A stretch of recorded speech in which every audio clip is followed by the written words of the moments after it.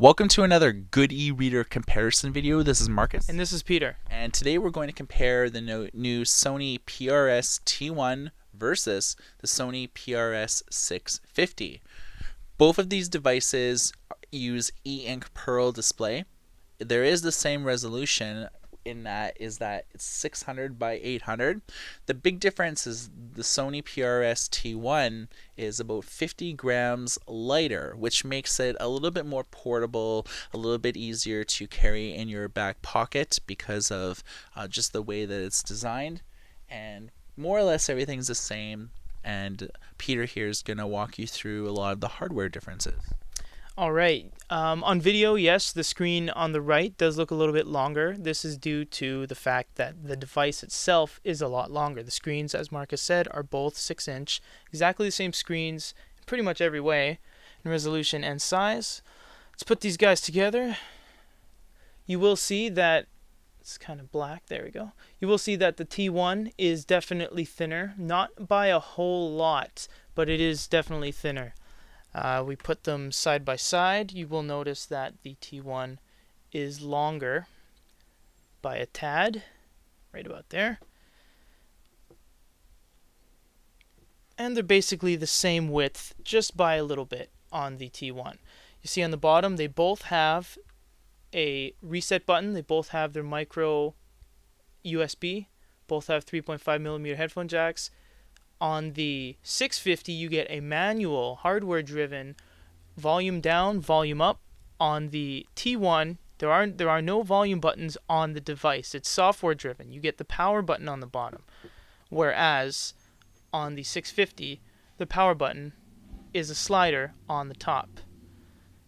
You'll also notice that there's two SD card slots, one for an SD and one for a Memory Stick Pro Duo on the 650.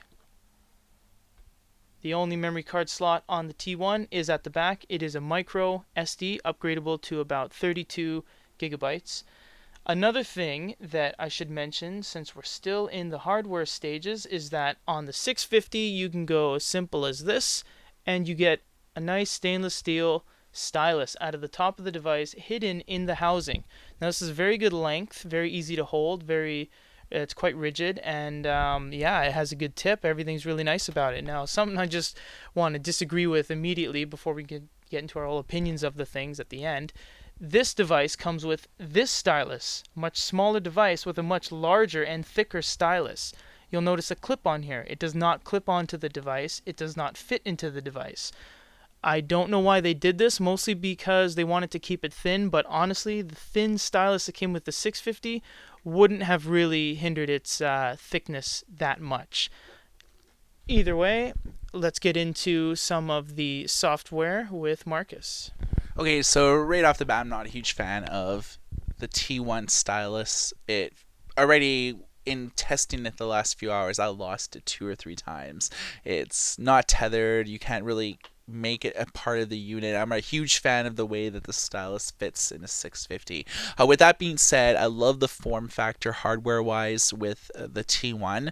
I like it how it's shorter in width but larger in height, but it still maintains the same screen. Just even like looking at the home screens now, software wise, I really dig the kind of the resolution. I think that the new T1 looks tighter in terms of the way everything's displayed.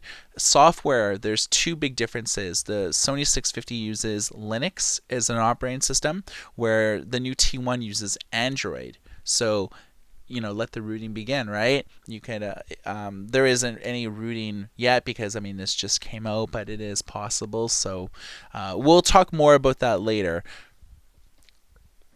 I kind of dig that the way that the home screen is laid out here, and the way that you hit sort of this option to check out subsequent screens. The big difference is this has Wi-Fi and this does not. So it really makes, you can browse the internet, you can browse library books and actually borrow them from the library and transfer them right to your device. You can download about 1 million free books via Google Books, and you can also browse and buy books via the Sony Book Store. If you want to see how this all looks, you can check out our full review on the Sony PRS-T1. We walk you through each and every store and show you exactly what's up. I'm not going to repeat that for the sake of this video, mainly because with the 650 it does not have the ability to download books from the internet. You have to jump through a lot of hoops by buying books on your PC using Adobe Digital Editions, plugging the 650 into your PC, and then manually transferring books. For your average user that's not very tech savvy, it's pretty hard to figure out. With this, it's not hard to figure out at all. You click, Reader Store, you can shop and buy books, and there you go. And not only can you buy books again with the Sony T1, but you can also get graphic novels, newspapers, and things like that. So there's a ton of content. Content-wise, I love the T1. It just has so many different options. You're just not locked to the Sony store, but it gives you the opportunity to get books from Google, to get books via Overdrive and EPUB format. It's just phenomenal. So because it is Android, you can drag it down at the top and kind of get recent activities that you've done, recent downloads. You can't really do that with here. Let's check out what the ebook experience is like. So I'm just going to click on the Jungle Book. A book is really like a book. Let's just check out how the book experience looks right away. So this is like all the stock stuff that we have here set up. You can see, or I can see, that this looks really crisp. This almost looks like a little bit washed out. Hey? Little bit, yeah. The screens are very similar, but probably just due to the whole revision of the latest and greatest. Yeah, with anything really, things get revised, things get a little bit fine-tuned, so it does look a little bit crisper on the brand new product here. Okay, so as you can see, Peter had the fonts and stuff like that. So here's the font screen for the T1 versus the one on the 650. So you have sort of like, extra small, medium, large, double XL. You kind of have like an indication here on how large the text is going to be. I kind of like that preview, and I find like a lot of e-readers don't do that. They kind of do it like this, where it's, how big is the XL, So if I want to, let's kind of both do sort of like the XL version here. So that's pretty big. So obviously they both have like the real time. You click on it, you could see it. Now, does the Sony 650 have the ability to change fonts? I don't believe so. There are some options here that give you a little bit of customization, but for the most part, when you press this button, you get page mode, which you can then put into full page, margin cut. These are very unpopular modes. They're very confusing. They make the book experience very difficult to read. Most people just leave it on the original, as it is the most easiest to use and so forth. With this, it's really easy to change the fonts, and this is something I'm like a huge fan of. So we can change it to Amasis here. Changes it like right away, which I think is like very cool. Here's another option. You can actually pinch and zoom the text. It won't automatically like conform, like margin wise or anything like that. But I think that this is like, that's pretty cool. There's very few e-readers that I saw that I've ever seen, if any, really, that allow you to pinch and zoom text. I guess with here, they kind of have like a manual slider. Because it is Android, it does allow you that sort of functionality. The 650 does have sort of that zooming feature, like the equivalent of pinching and zooming, but you have to do it with like that slider bar. Let's just check out some of the other options here. When you're within a book, let's just hit the options and see what we have. So it's laid out a little bit differently, and I kind of dig the fact that it's smaller, takes up less room, whereas boom, that's pretty extensive. If we click more, You can see that we can flip the orientation just like we can here from landscape to portrait. It doesn't have 360-degree rotation, but you can put it either like this or on its side. For the sake of the video, we're not going to really do that, but when you go here, it doesn't really give you a lot of information. So I would say the 650 gives you probably a little bit more information, right on the settings menu. But with the T1, it doesn't really give you any more than you really need. Again, you can customize the view on here. Page mode, adjust view, and stuff like that.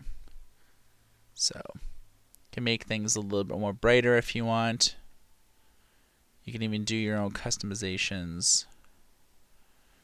So kind of interesting. It's definitely like it doesn't have that how we saw where it had like the different page formats where it's things that people are never even going to use. What can you do in terms of like highlighting and things like that? Due to this not being Android, the whole long press doesn't really exist. So a way to do it is, for example, let's get the word 5. You can do a double tap. That will bring up your dictionary, searching, listing. You can make a highlight. And if you turn a page and go back to it, it'll still be there. So you're kind of limited as to what you can do with the highlighting and note-taking on the 650. Okay, now what can we do on the T1? If we do a long press on dispute, for example, you get a far more extensive list of what you're able to do with it. You get highlights. You get, I clicked out of it. Sorry. Let's go back to it. Let's go jungle. There we go. We got highlight, add note, search, Wikipedia, Google, and there's just so much you can do with this. If we do highlight, we can actually highlight that word much like you did on the 650.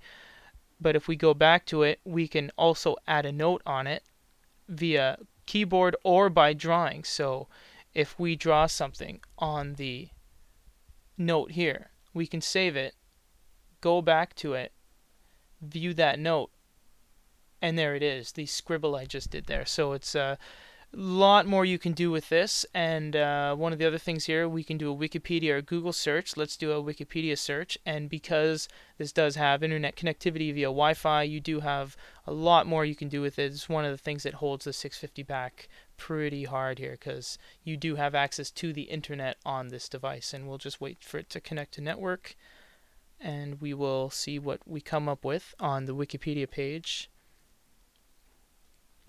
There you go, jungle, straight to Wikipedia, right from a long press on a book. So that's very handy while you're reading a book there.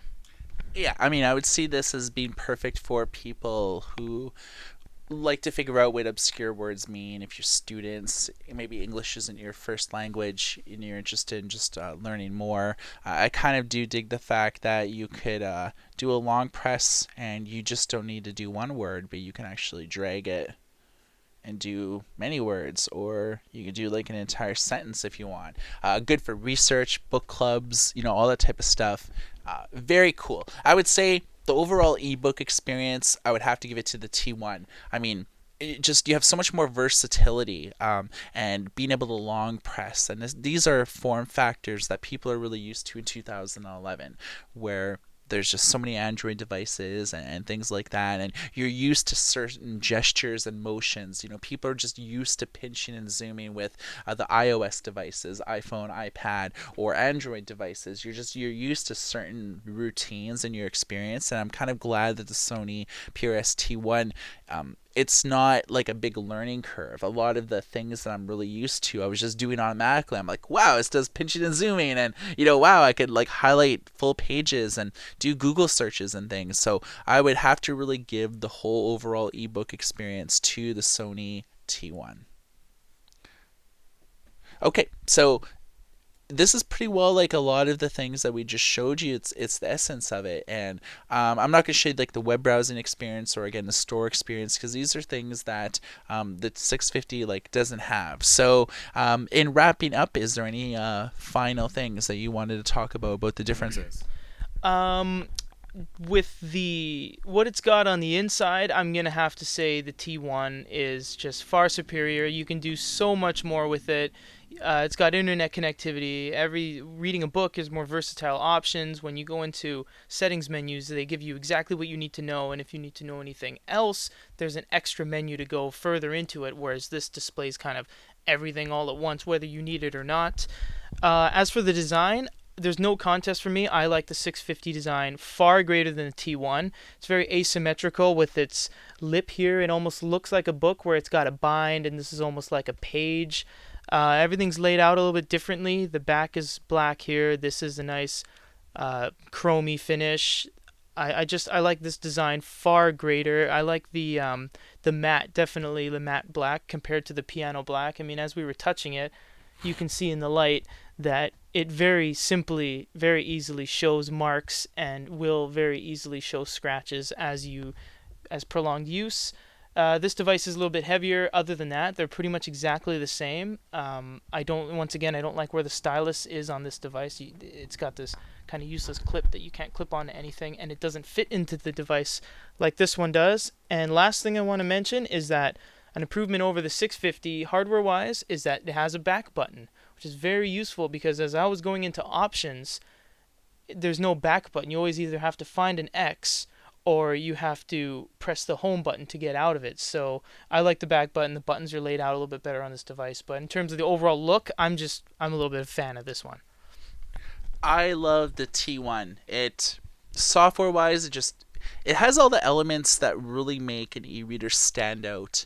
There's so many e-readers that come out week to week, month to month, and a lot of them just get lost in a shuffle. And you just have to look no further than our YouTube channel when we reviewed so many different e-readers to really see that the Sony PRS-T1 really stands out.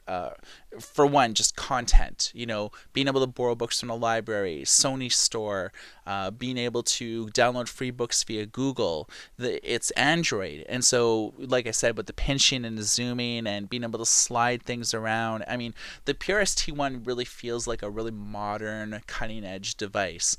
The Sony 650 was probably one of my favorite e-readers until the T1 came out. For all the reasons that Peter mentioned, is that form factor, it allows you to do a lot of things, whereas the T1 comes out and it's really like a game changer. I really think a lot of e-reader companies could take some cues to what Sony is doing here. When you look at, say, the iRiver Store HD with its Google eBooks integration, sure, it has it, but that's the only store it taps into. Where Sony Store, it gives you a myriad of options to be able to do.